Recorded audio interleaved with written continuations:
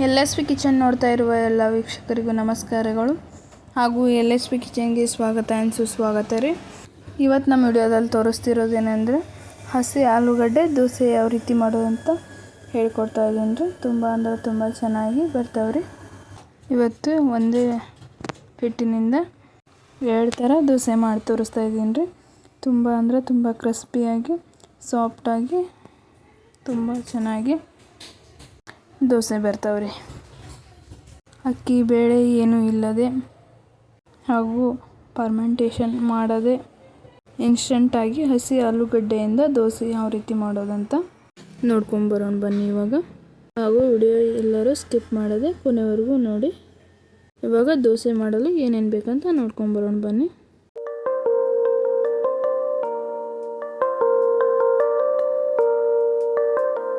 ಅರ್ಧ ಕಪ್ನಷ್ಟು ಕಡಲೆ ಹಿಟ್ಟು ತೊಗೊಂಡಿದ್ದೀನಿ ರೀ.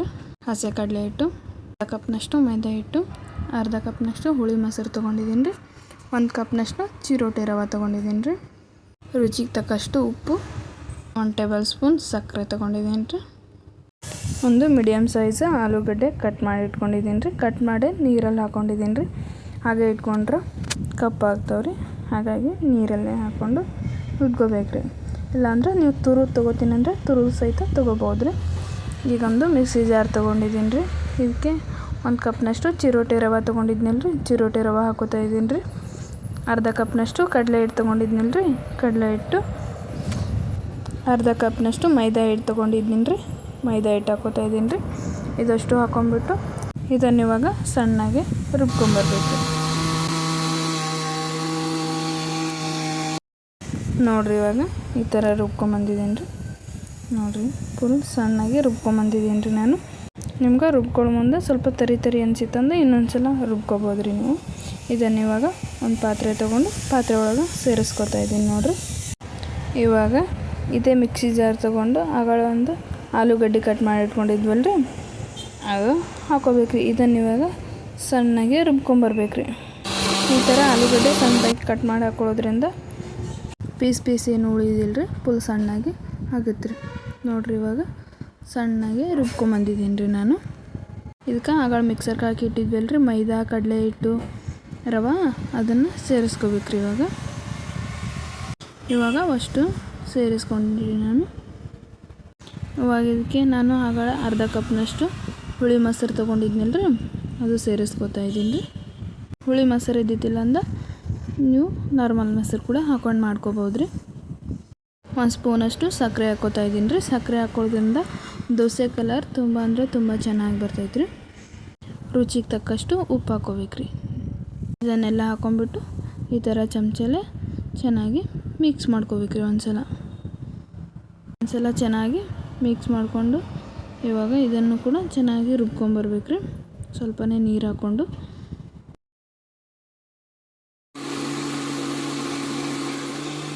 ಇದು ಕೂಡ ಸಣ್ಣಗೆ ರುಬ್ಕೊಂಬಂದೆ ರೀ.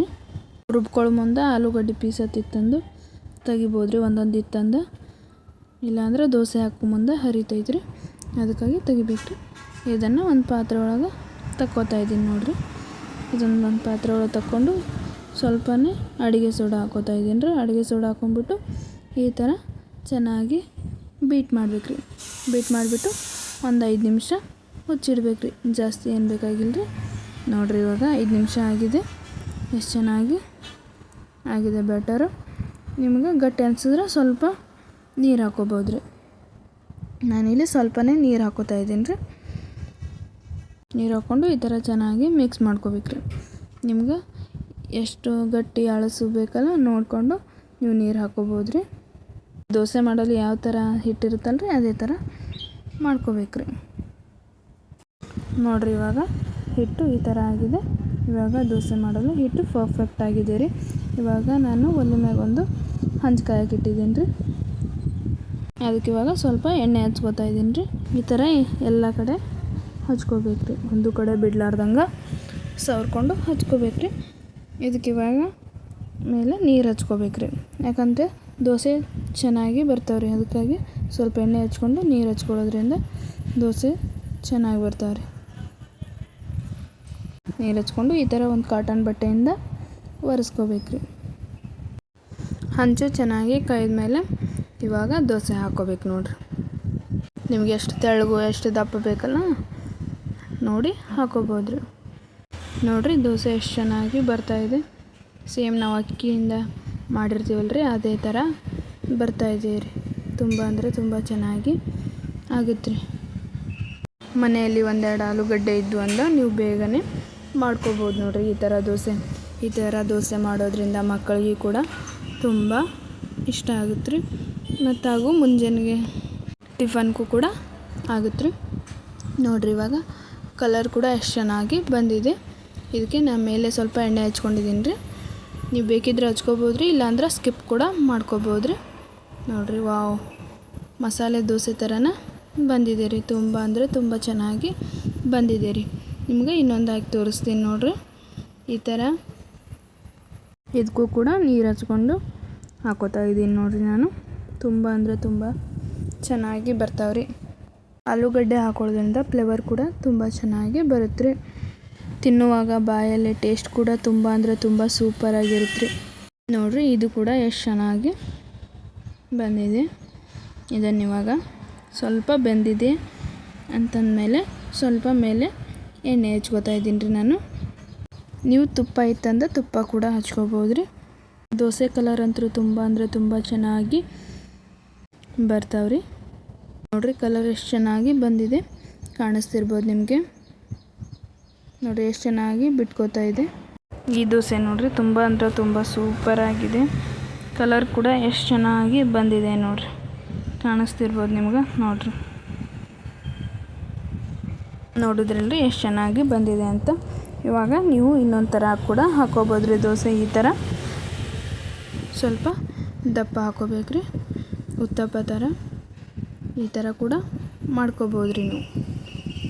ಒಂದೇ ಬ್ಯಾಟರಲ್ಲಿ ಎರಡು ಥರ ಮಾಡಿ ತೋರಿಸ್ತೀನಿ ಅಂದಿದ್ನಲ್ರಿ, ಈ ಥರ ಕೂಡ ಮಾಡ್ಕೋಬೋದು ನೋಡಿರಿ ಎಷ್ಟು ಚೆನ್ನಾಗಿ ಬಂದಿದೆ. ಇದು ಕೂಡ ಸಕ್ಕರೆ ಹಾಕೋತೀವಲ್ರಿ, ಅದಕ್ಕೆ ಕಲರ್ ಅಂದ್ರೆ ತುಂಬ ಚೆನ್ನಾಗಿ ಬರುತ್ತೆ ರೀ. ನೋಡಿರಿ ಕಲರ್ ಎಷ್ಟು ಚೆನ್ನಾಗಿ ಬಂದಿದೆ ಕಾಣಿಸ್ತಿರ್ಬೋದು ನಿಮಗೂ ಕೂಡ. ತುಂಬ ಅಂದರೆ ತುಂಬ ಚೆನ್ನಾಗಿ ಬರುತ್ತೆ ರೀ. ನೀವು ಇದನ್ನು ಕೊಬ್ಬರಿ ಚಟ್ನಿ ಜೊತೆ, ಕೆಂಪು ಚಟ್ನಿ ಜೊತೆ, ಆಲೂಗಡ್ಡೆ ಪಲ್ಯ ಜೊತೆ, ಯಾವುದ್ರ ಜೊತೆ ಬೇಕಾದ್ರ ಜೊತೆ ಸರ್ವ್ ಮಾಡ್ಬೋದು ನೋಡಿರಿ. ತುಂಬ ಅಂದರೆ ತುಂಬ ಚೆನ್ನಾಗಿ ಇನ್ಸ್ಟಂಟಾಗಿ ಮಾಡ್ಬೋದು ರೀ, ಈಸಿಯಾಗಿ. ಈ ವಿಡಿಯೋನ ಇಲ್ಲಿವರೆಗೂ ಎಲ್ಲರೂ ನೋಡಿದ್ದಕ್ಕಾಗಿ ಧನ್ಯವಾದಗಳು ರೀ. ನಾನು ಇದನ್ನು ಇವಾಗ ಕೊಬ್ಬರಿ ಚಟ್ನಿ ಜೊತೆ ಆಲೂಗಡ್ಡೆ ಪಲ್ಯ ಜೊತೆ ಸರ್ವ್ ಮಾಡತ್ತೀನಿ ರೀ. ಈ ವಿಡಿಯೋ ಎಲ್ಲರಿಗೂ ಇಷ್ಟ ಆಗೈತೆ ಅಂದ್ಕೋತೀನಿ ರೀ. ಇಷ್ಟ ಆದ್ರೆ ಲೈಕ್, ಶೇರ್, ಕಮೆಂಟ್ ಮಾಡಿರಿ. ಮತ್ತು ಸಬ್ಸ್ಕ್ರೈಬ್ ಮಾಡ್ಕೋರಿ ಯಾರಾದರೂ ಹೊಸದಾಗಿ ನನ್ನ ಚಾನಲ್ ನೋಡ್ತಾಯಿದ್ರೆ. ಮತ್ತು ಮುಂದಿನ ವಿಡಿಯೋದಾಗ ಹೊಸ ರೆಸಿಪಿಯೊಂದಿಗೆ ಸಿಗೋಣಂತ್ರಿ. ಅಲ್ಲಿವರೆಗೂ ಎಲ್ಲರಿಗೂ ಬಾಯ್ ಬಾಯ್ ರೀ. Take care.